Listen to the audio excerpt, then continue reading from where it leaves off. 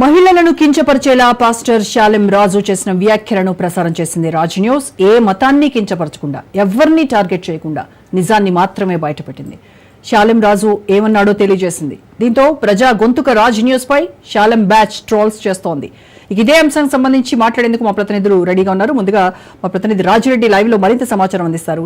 So Rajireddy, మనం గత 3 రోజులుగా శాలెం రాజు ఏదైతే మల్లెపూలు మహిళలు అనేటువంటి సబ్జెక్టు గురించి ఆయన ఒక ఉపోద్ఘాతం ఇచ్చాడు ఒక బహిరంగ సభలో. దానికి సంబంధించి మహిళల మనోభావాలు దెబ్బతింటున్నాయి, ఈ రకమైనటువంటి కామెంట్స్ వాళ్ళని మానసికంగా చాలా వేదనకు గురి చేస్తున్నాయి అని చెప్పి మనము రాజ్ న్యూస్ కథనాలు ప్రసారం చేసింది. అలాగే డిబేట్స్ కూడా మనం కండక్ట్ చేసాం.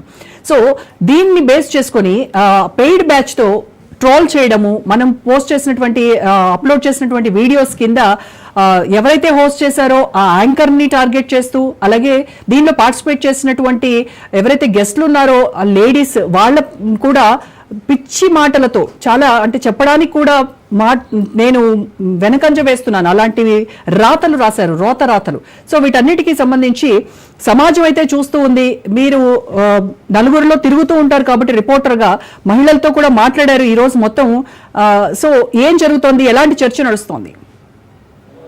యావత్ సభ్య సమాజం తలదించుకునే విధంగా ఆయన వ్యాఖ్యలు ఉన్నాయని చెప్పుకోవచ్చు.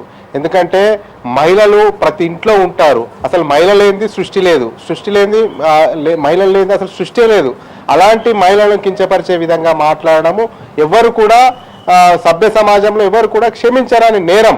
ఎందుకంటే మహిళలను ఏలన చేస్తూ, మహిళలను చులకన చూస్తూ, ఒక వర్గం మహిళలే మాత్రమే మంచి మహిళలు, మిగతా మహిళలంతా కూడా వేరే మహిళలు అనే విధంగా ఆయన చెప్పడం అయితే యావత్ సభ్య సమాజం తలదించుకునే విధంగా ఆయన మాటలు ఉన్నాయని చెప్పుకోవచ్చు. ముఖ్యంగా చూసుకున్నట్టయితే మహిళలు పెద్ద ఎత్తున ఆక్రోశం వ్యక్తం చేస్తున్నారు.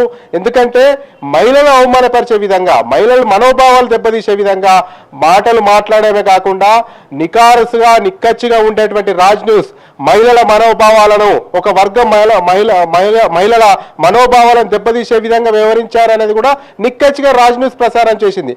ఆ ప్రసారం చేస్తే కొంతమంది పేడ్ బ్యాచ్ ని పెట్టుకొని ఇష్టానుసారం ట్రోలింగ్ చేపియడము, ఇష్టానుసారం కామెంట్స్ పెట్టియడము, ఇదంతా కూడా భయంతో కూడుకున్నది.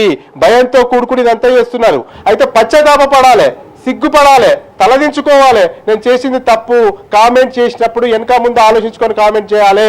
ఒక పాస్టర్ పొజిషన్లో ఉన్నాను, నేనే సభ్య సమాజానికి మంచి చెప్పాలి. అలాంటి పాస్టర్ పొజిషన్లో ఉన్నటువంటి వ్యక్తి ఒక వర్గ మహిళలను పూర్తిగా కించపరుస్తూ, అవమానపరుస్తూ అలా మాట్లాడి పైపెచ్చుగా కొంతమంది పేడ్ బ్యాచ్ ని పెట్టుకొని పెద్ద ఎత్తున ఇష్టానుసారంగా వ్యతిరేకంగా ట్రోలింగ్ చేపిస్తున్నారు.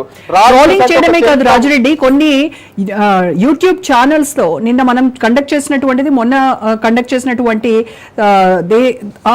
ఫోటోస్ కూడా పెట్టి, గెస్ట్ ఫోటో అలాగే హోస్ట్ ఫోటో కూడా పెట్టి రాతలు రాసి అలాంటి పిచ్చి థంబ్నెయిల్స్ పెట్టి ఈ రకమైనటువంటి ట్రోల్స్ కూడా చేస్తున్నారు. సో దేనికి వెరిసేటువంటి ప్రసక్తే లేదు రాజ్ న్యూస్ అని చెప్పి ఈ రోజు మల్లెపూల గురించి కామెంట్ చేశాడు కదా, మల్లెపూలు పెట్టుకున్న వాళ్ళు బజారు వాళ్ళు అని రకరకాల పిచ్చి కూతలు కూసాడు కదా. సో ఈ రోజు ఒక హోస్ట్ గా నేను కూడా మల్లెపూలు పెట్టుకొని వచ్చాను. ఈ మరి కాసేపట్లో మీకు చూపిస్తాను. ఇక్కడ పార్టిసిపేట్ చేయబోయేటువంటి గెస్ట్లు కూడా మల్లెపూలు అలంకరించుకునే వచ్చారు. సో దీనిపైన ఏం మాట్లాడతాడో చూద్దాం సదరు శాలెం రాజు. అయితే ఒక రకంగా చూసుకున్నట్టయితే మల్లె పువ్వులు అనేది ప్రకృతి నుంచి వచ్చేటి, ప్రకృతి ఒడి నుంచి వచ్చేటి, వాటిని దేవుడిగా పూజిస్తాము, దేవతలుగా పూజిస్తాం.